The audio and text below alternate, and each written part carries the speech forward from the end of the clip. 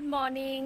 আজকে আমার রুহি সোনার সকাল সকাল স্কুল মানে মর্নিং স্কুল চালু হয়েছে। এই সপ্তাহটা মর্নিং স্কুল চালু হবে, তো তারপর ওদের গ্রীষ্মের ছুটি পড়বে। আর গ্রীষ্মের ছুটির সময় আমি একটু ঘুরতে বেরোবো, মানে এমনি কোথাও ঘুরতে বেরোবো না, একটু বাপের বাড়ি, আমার দেশের বাড়ি মানে আমার শ্বশুর বাড়ি, যেখানে আমার শ্বশুর শাশুড়ি থাকে, তো সেখানে ঘুরতে বেরোবো।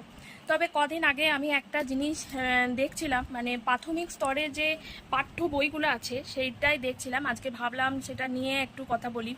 নতুন সরকার তো এসেই গেল, নতুন মুখ্যমন্ত্রী শপথও হয়ে গেল, তো আমার সঙ্গে অনেকেই একমত হবে, আমার মনে হয় একমত হবে।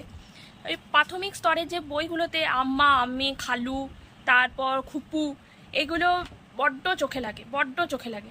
আমরা যখন ছোট ছিলাম, যখন আমরা প্রাথমিক স্কুলে পড়তাম, তখন মনে পড়ে না আমাদের পাঠ্য বইয়ে কোনোদিন এই খালা খুপু আম্মা আম্মি এগুলো দরকার পড়েছে।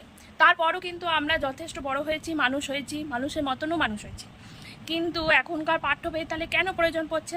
এগুলো পড়লে না মনে হয় না যে আমি ভারতবর্ষে বা আমি পশ্চিমবঙ্গে বসে আছি, মনে হচ্ছে যেন আমি বাংলাদেশে বসে আছি।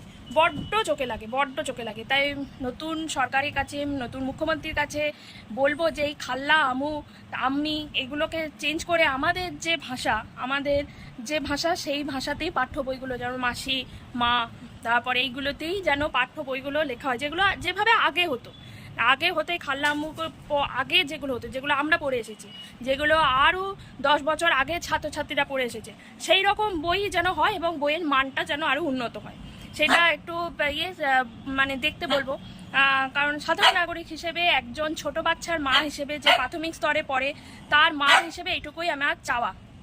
সঙ্গে মনে হয় অনেকেই একমত হবে। তবে হ্যাঁ, আমি কোনো সম্প্রদায়কে, মানে অনেকে ভাববে আমি মুসলিম সম্প্রদায়কে ছোট করতে চাইছি না, একদমই নয়। তারা যদি এরকম ভেবে থাকে যে মুসলিম সম্প্রদায়কে ছোট করছি আমি, তাদের কাছে আমি ক্ষমা প্রার্থী। কিন্তু আমার ব্যক্তিগতভাবে আমার মনে হয় এটাকে চেঞ্জ করা উচিত। কারণ এগুলো না জানলেও একটা বাচ্চা বড় হবে, মানুষের মতো মানুষও হবে। কারণ আমরা হয়েছি, পরবর্তীতে অনেক বাচ্চাও হয়েছে।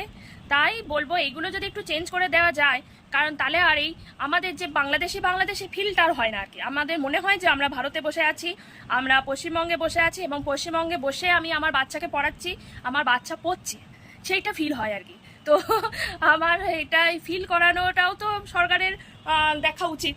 তো আমার সঙ্গে মনে হয় অনেকে একমত হবে। যদি একমত হও কমেন্টে জানিও যে আমি ঠিক বললাম কি ভুল বললাম। জানি না আমি কতটা ঠিক বললাম। আমি কিন্তু কোনো সম্প্রদায়কে একদমই ছোট করতে চাইছি না, জাস্ট আমি আমার নিজস্ব মতামতটা দিলাম যে এইগুলো একটা ভারতে বসে ভালো লাগে না, পড়তেও ভালো লাগে না, চোখে দেখতেও ভালো লাগে না, তাই বললাম। কিছু মনে করো না বলার জন্য। তো যদি মতামতে এক মনে হয় তাহলে ভিডিওটা শেয়ার করো, আর যদি মনে হয় যে আমি ভুল বলেছি তা সেটাও আমাকে জানিও কমেন্টে।